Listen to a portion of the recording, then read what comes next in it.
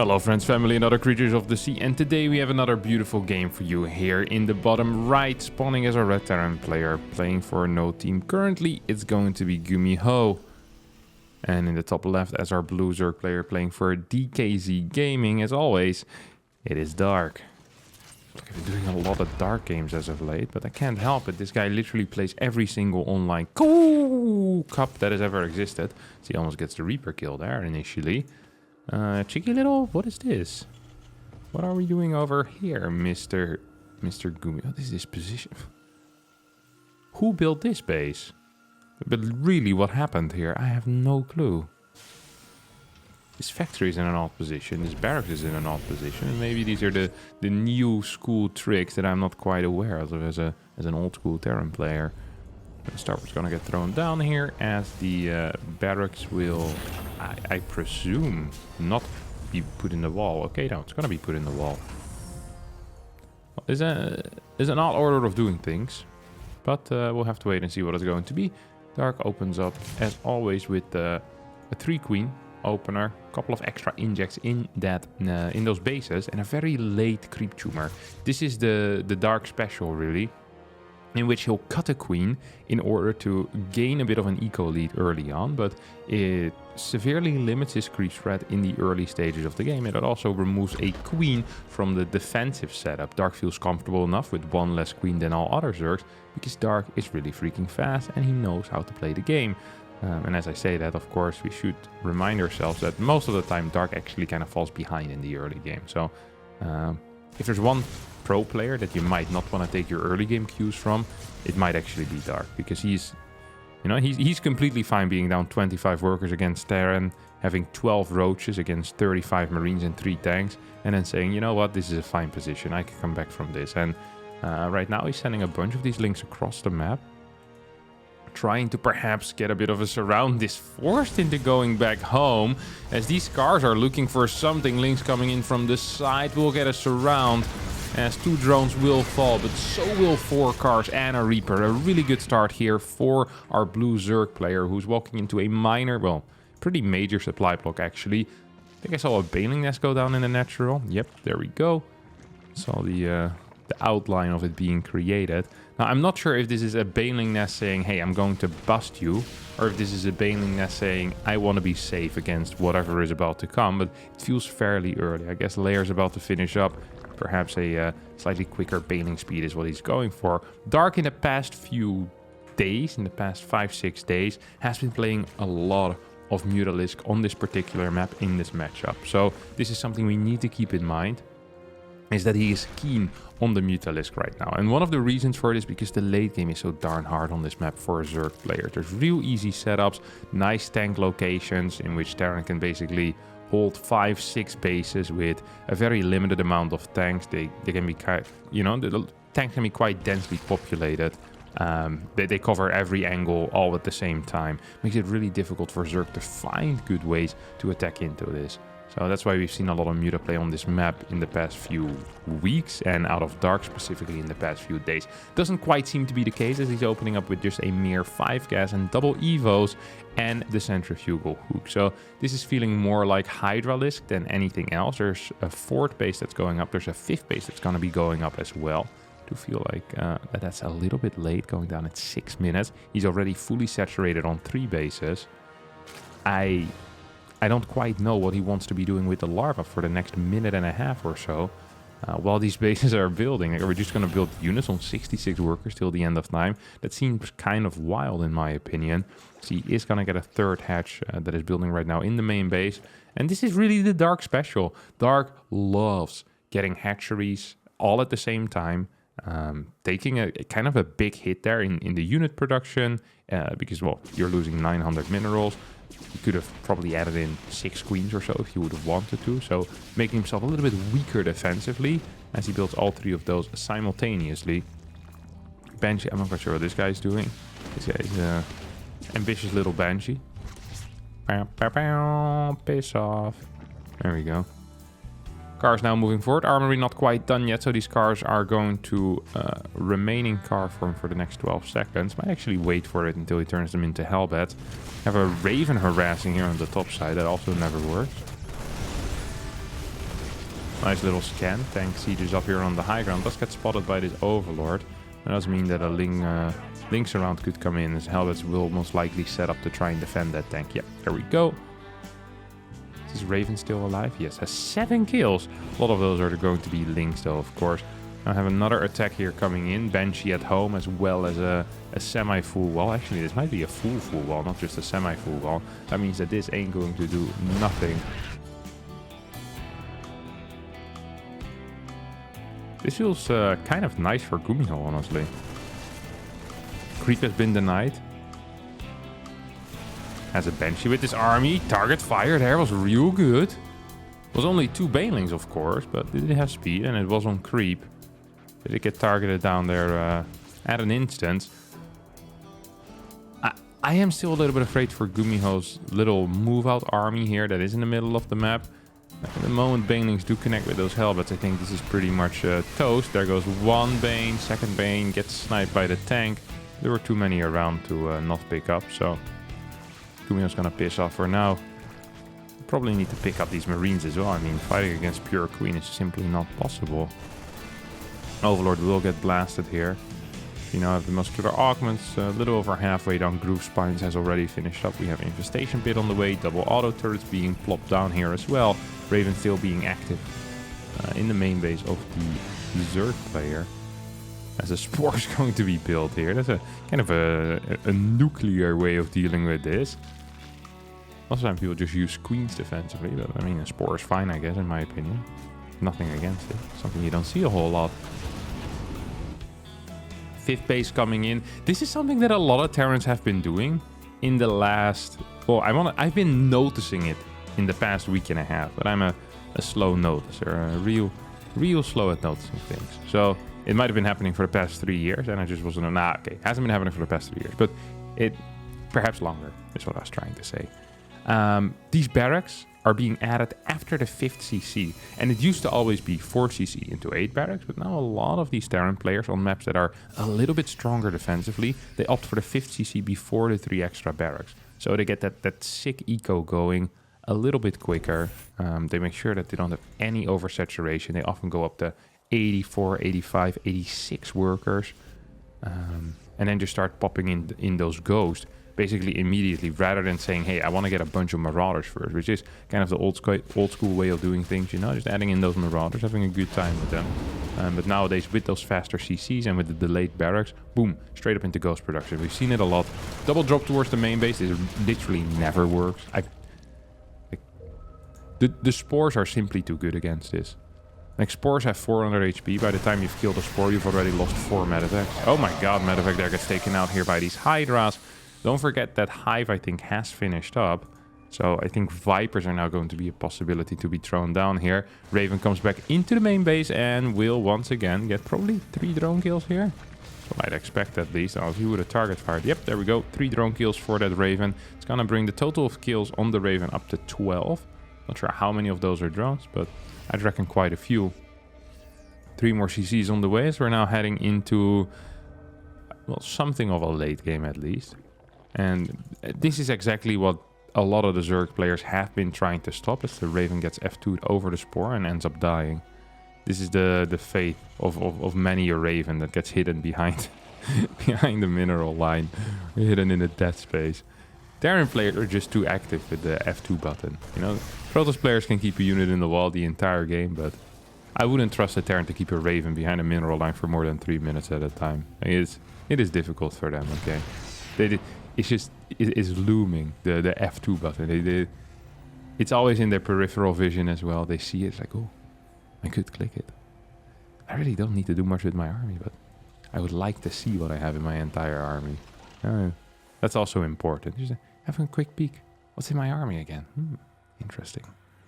2 more factories here finishing up, so it's going to be 4 factory, as Gumiho has found a way to make the game the least exciting. And that is by completely turtling up behind orbital commands, command centers, tanks, turrets, and then starting ghost production. And this all before the 11-minute mark, so that is very impressive. Now, I'm not going to say anything about Dark. Dark also hasn't really tried any major aggression here, but that's probably because he's aware of how bad this particular map is. when it comes to trying to do anything aggressive for the Zerg player. Still needs to at some point try and kind of trade this Hydra Bane army out. Not sure if that's going to be possible though. Like, trading out armies is real scary for Zerg, right?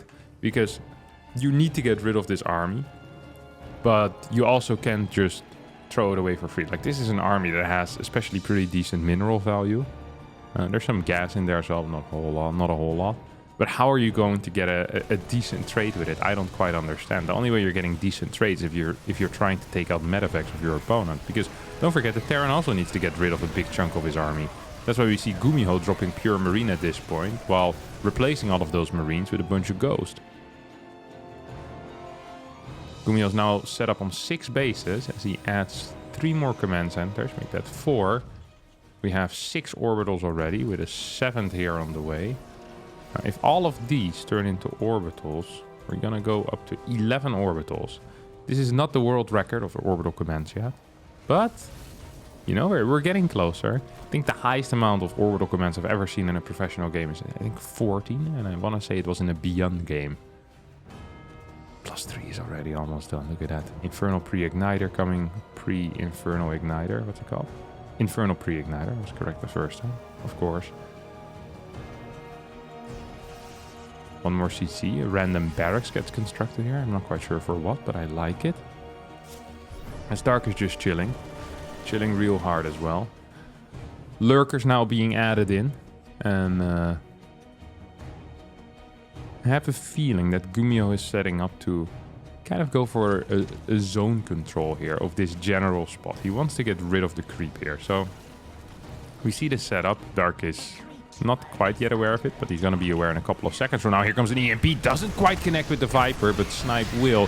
One Viper gets taken out as these tanks are just a little bit too strong. And I love the way that Gumiho is pushing here towards the west of the map, rather than going towards the north and taking that base immediately. He says, hey, I want to control this general area. And this kind of forced a bad fight out of Dark. Well, maybe not so bad. I figured this would be a little bit worse.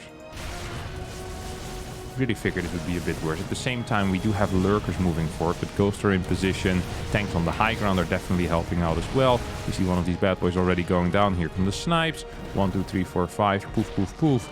That's one lurker that gets taken out here. Yeah, I would really like for Gumiho just to kind of control this area again. I think that was brilliant. Very often, actually, we see Terrans way too far back trying to hold this area. But if you have this high ground, that immediately denies your opponent this top base as well, and makes it so easy to defend anything on the right side. I'd never seen that before, and I never really considered how important this zone really is. Now, yes, there are multiple angles towards it, but all of those are still chokes of some kind. I guess this being the largest choke. So yes, you can be surrounded, but you can also just lead tanks back into these positions. And you don't need any tanks in the very far back anymore. This tank is useless because you're cutting off everything that tries to go towards the top side or the right side of the map. In a way, you're making it easier for yourself. These Banelings now trying to get in here, not quite happening. Tanks going ham. Resources lost 13k to 10k. And this honestly is looking like a full-on split map scenario already, because I don't see a way for Dark to keep this base for much longer the moment Gumiho decides to do something about it. Now, Dark is also taking the bottom side base, but he needs to fully mine one of these 2 bases. If Dark doesn't fully mine one of these 2 bases, he's not just in trouble, he's most likely lost the game. Right? We're not seeing a world in which Dark is trading significantly better than his opponent. I don't think that's going to be possible. Just by the way the races work, Zerg needs more money. And at least needs an even amount of money. Nukes now coming in as 3 more command centers here are on the way. And that's going to bring our total command center count up to, well, perhaps 14 orbitals. Nuke does get started as a fungal. Hits only the Marines for now. Ghost will get taken out, but so will one of these Brute Lords. Second one will fall too. And with only a couple of fungals remaining, you'd figure that maybe Gumiho wants to be a little bit more aggressive here. But so far that is not quite the case. I wonder if at some point there's a number of orbitals where you look at it and you go, okay, this is, you know, we're good now. We don't need no more. That was fine.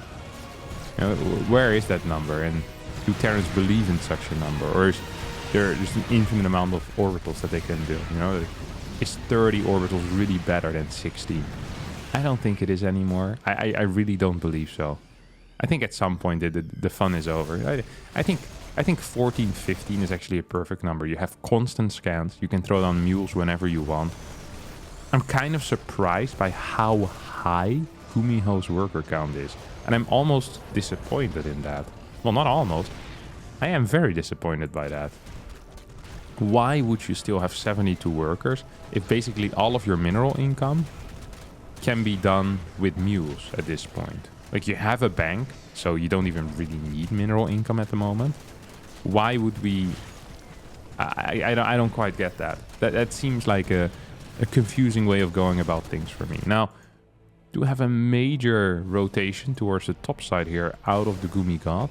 So he gets hit by a big fungal strain in the face. Vikings helping out. There's no ship weapons quite yet, though. That means that with the +2 carapace upgrades, these Broodlords are quite tanky against the Vikings. Thor's trying to move in position. This is a nasty position. There's a lot of banelings with this as well. 44 banes. This is an expensive army for both players, to be honest. Ghost now rotating towards the top. Trying to get a couple of snipes off, perhaps. What are the plans here? Snipes coming in from every single direction. Fungals are hitting. Banelings moving forward. Tanks weren't quite sieged up.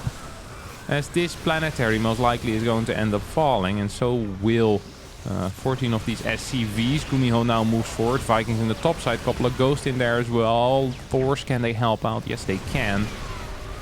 This was a real nice fight for Dark. I'm so surprised by how well this went. I think he's going to be pretty surprised by how well this went as well. Nuke is still going to land as Creep tumors are being quickly sent towards the further left side. One tumor gets taken out. A tumor for a nuke, that's a good deal there for Dark. As nukes, of course, cost money when you build them. They're not free. That would be something. If nukes were free, that would not be good. It's going to be another command. Look how many he has. Why do we need more command centers? Why do we need any SCVs at this point? I really believe that he should be going down, Gumiho that is, to 20, 25 SCVs or so, and purely keep around SCVs for gas mining. I mean, muling is going to be the future here. That much is clear, right? That much is definitely clear. Here comes a big attack, though. Rotation coming out of Dark, saying, "Hey, mate, it's all fun and games what you're doing there on the bottom side, but how well are you established on the top?" And the answer to that is, well, not very well whatsoever. Banelings are just going to roll around these stores now, bursting into them. The command center does get blasted. There's no overseer with this, which means that these ghosts, while invisible, can definitely help out in a fight. These have been some poor fights though for Gumiho. Look at that. Resources lost 27k to 26k. This is not how late game fights are supposed to look whatsoever when it comes to the resources lost. And I'm kind of surprised by how well Dark has been, you know, using his army despite still having 87 workers as well. It's not like he has a 180 army supply against 120 army supply. No, Dark actually often has a smaller army than his opponent. How is it possible that he's winning fights? I don't quite get that. I really don't. Helbets here are set up as well. We have these 15 Banies. That's real cool.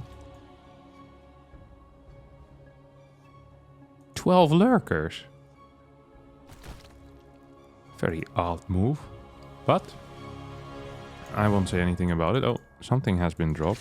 Were those mules, or is that just pure scans that have been used now? There's no energy left all of a sudden. There was like 1200 energy left just earlier. Here come lurkers moving in. Thors are in position, but there's no tanks to deal with the lurkers. No liberators either. Not enough ghosts are in position to deal with this. Hell, there's only 9 ghosts in total right now. Tanks are desperately trying to rotate towards this top side to deal with the lurkers. A couple of snipes do go off, and that's going to be very helpful to clean up those bad boys. Yep, there we go. Bunch of lurkers will get cleaned up at the same time. We once again have a Broodlord rotation happening towards the bottom side of this map, as Dark is not quite done yet. This base is set up. I think it is in the incorrect position, by the way. This is way too far. Building a planetary with this, but this is definitely not the correct position. This is not where you want to have your command center whatsoever. I'm surprised Gumiho doesn't notice that. I guess the game is quite active, so it's difficult to, you know, find the time to notice these things. We have an expand going up towards the top side as well, and that is definitely going to end up helping Gumiho get a little bit of cash back, because his money has gone quite a bit lower than I think he would have wanted it. These Thors are actually very exposed here, with Lynx moving in right now, Lurker starting to burrow too, and that is going to most likely be it for those Thors. At the same time, we have the EMP drop. This is something that Gumiho has been using ever since DreamHack Summer in Jönköping. He boosts in with a medevac filled with ghosts, tries to get the EMPs on the infestors, and then says, hey, no more infestors, no more fun for the Zerg. This is going to be a good time for me now. So far it hasn't really been working yet. Dark now taking out another base that belonged to Gumiho. That means that the entire top side is now pretty much Dark territory. Dark, yep, is gonna throw down a hatchery in the incorrect position. It's too far back, but I'm okay with that. Doors are coming back in. Tanks trying to siege up. No, we'll get picked up again. I think there's just a massive lack of tanks. Actually, there's just a massive lack of the correct units in the correct position, because I do believe there's plenty of tanks, but it feels like they're in kind of useless spots every single time. Like, what are these two tanks defending, you know? I don't quite know. Brute Lord's now on the bottom side. It feels like every time there is a rotation, Dark gets the better end of that trade. You know, Dark is fighting with Brute Lords against static structures. Dark is fighting with Lurkers against Thors. Like, all of these things are good. Now, this is going to be a tricky fight, though, for Dark, as tanks are being sieged up. Liberators coming in, moving forward as well. We do have some good pickups. Lip shots. Not quite happening. This topside base will get cancelled. Again, I can't imagine anything else happening here. This planetary is now in some crap as well. And that's going to massively suck here for Dark. Massive liftoff on all of those orbital commands. As once again, this base is going to get denied temporarily. This is going to be a scenario, I think, in which perhaps the bases won't get mined out, because there's just so much still left. We have a full base over here. We have a couple of patches in this area. We have a full base over here. We have a full base over here. And it feels like Gumiho is pretty much running out of cash already. He really is strapped for cash. Has 9 Thors remaining. Only 4 ghosts. 4 ghosts. That's not bad against his opponent's army to have, you know, this... Actually, this many Thors does seem pretty bad. He has 9 Thors against 7 brutes. That's too many Thors. There's not enough ghosts. I think there's a severe lack of ghosts here. This hatch now is trying to be taken. Okay, look at this. Look at this. What is that? 12 mules. There's 18 mules on the map. That means that we're gonna see an income of 5k a minute. That is a crazy amount of cash. You have triple starboards as well as a fusion core on the way. I'm not sure what that is for. It could be for liberators, could be for battlecruisers, but I don't think it is battlecruisers. If it is battlecruisers, I'd be shocked. Like a late game battlecruiser transition is not really something you usually do. As while all of this is happening, Dark is just continuing his reign of terror. Just sending in Lynx and Lurkers and other harassment units whenever he can. Now trying to start mining from this bottom side base. How much gas has he taken from here? Oh, that's quite a bit actually. There's only 1100 left. And he continues long distance mining, which is really nice. Gas is usually, at least for the Terran player, the most important resource. So if you can take that away from them, that is kind of big. It's going to be triple tech labs. Is it going to be Raven? It could be Raven, but I don't think it will be. I'm so curious why he's building tech labs. Because I have no clue. You have double gases on the way right now. As I said, Gumiho is severely lacking in the gas. Trying to set up this base here. Has no gas income whatsoever. So this is the army then, right? And he's gonna get some gas on income again in the future, but this is pretty much the army. It consists of 5.2k gas. He can never rebuild this. Never. Not in a million years. It's not possible. As at the same time, we have Dark moving in forward with Lurkers, with Hydras, with Lynx, saying, hey, I'm gonna take out a couple of these buildings. How you doing? And well, Gumiho is not doing too hot. It's Orbital Command in some trouble as well right now. 2 more of these Liberators trying to siege up forward. Hydra's moving in, will get cleared. That means with a scan perhaps something can happen. Clothed Ghost will finish off those links eventually, but not before a lot of these buildings are going to, you know, take a bit of a beating. What are these 2 extra command centers doing? Still have 11 orbitals. Guess wants to throw down a planetary on this base or something. It's a possibility. Dark happily mining from the bottom side now, taking away as much gas as he can.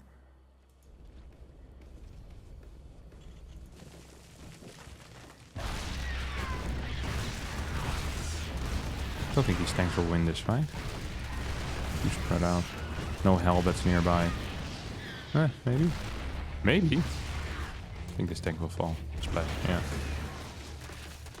Link's moving in, but the Ghost will clean up. This is usually why when you leave tanks by themselves, you leave like 2 or 3 Hellbats with it. So that 3-4 tanks can't get cleaned up by like 20 links, you know? If you have 1 or 2 Hellbats there, all of a sudden that's completely impossible. You need like 60 links to clean them up. And even then, Hellbats are freaking strong against links, so it might still be close. Double drop towards the main is going to get cancelled by the same Spore that did it at the 10-minute mark. As infinite amounts of scans now going down. Look at this. A legit map hack here out of Gumiho. Yeah, he has so many scans available. He's going to be using all of them. So he starts moving forward. Does he have the money for it, though? Does he have the army for it? He doesn't have the money, but perhaps he has the army. There's 17 Brute Lords. There's a battlecruiser now as well. A single battlecruiser. Nah, it's a tool that you can use, I guess. But it's just a tool we don't see so often.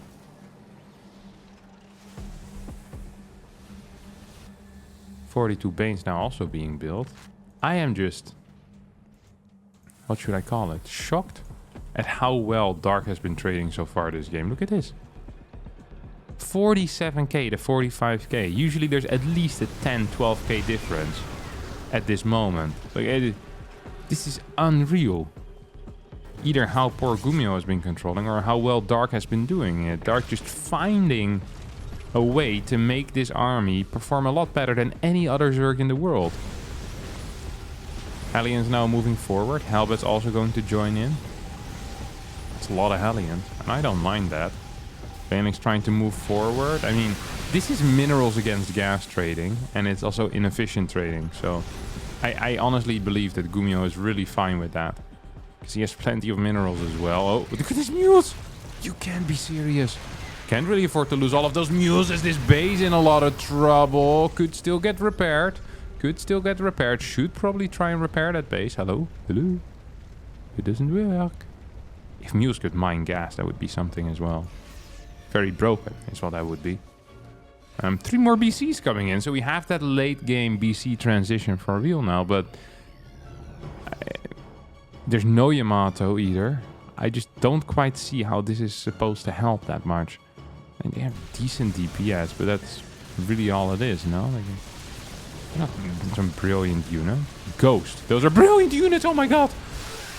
Banelings here blindly exploding on top of these ghosts. That was not a good trade for Dark, but when it comes to efficiency, but I think it was a fine trade for this game because there's so much cash still left over for him. We have more BCs coming in, so it's actually a late game BC transition.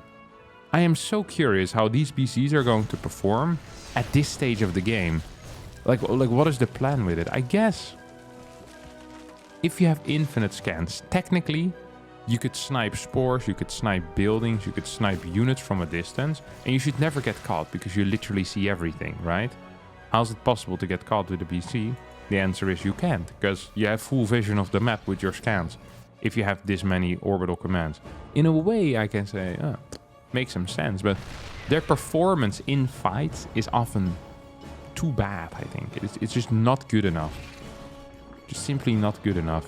I mean, if you think about it, like how a Yamato, you know, a battlecruiser is basically a really expensive ghost in a fight, because Snipe just deals with units so much better than Yamato does, right?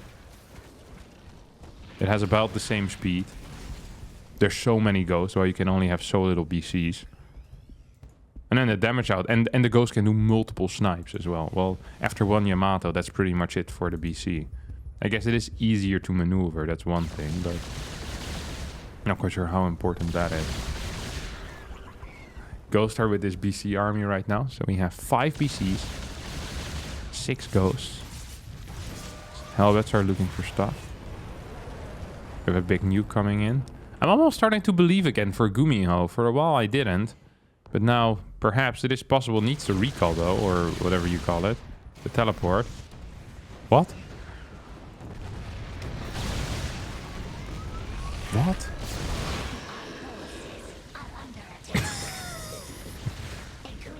Let me just teleport right next to the guy with the knife.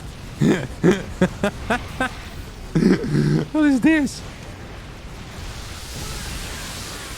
This is legit like, what? And now he's going in with his entire army. He's getting kind of blasted because he moved completely on creep near spores. I feel like Gumiho just had something better to do. He's like, I'm out of here, son. He was being attacked over here. This is like being chased by a guy with a knife. And you have one wish left from your genie. And your wish is to be teleported 10 meters away. I want to go to safety 10 meters further north. He's like, oh, what? You sure? Like, all right. Like the corruptors could still see it, basically. That was such a weird move. What a terrible way to end this game. Which actually got quite interesting. I'm happy that I watched it. I hope you were happy too that you've watched it. If you have any other suggestions of games you want me to cast, be sure to leave it in the comment section. Be sure to leave a like as well. Hit the subscribe and I'll see all of you next time for a new video. Thanks so much for watching and bye bye.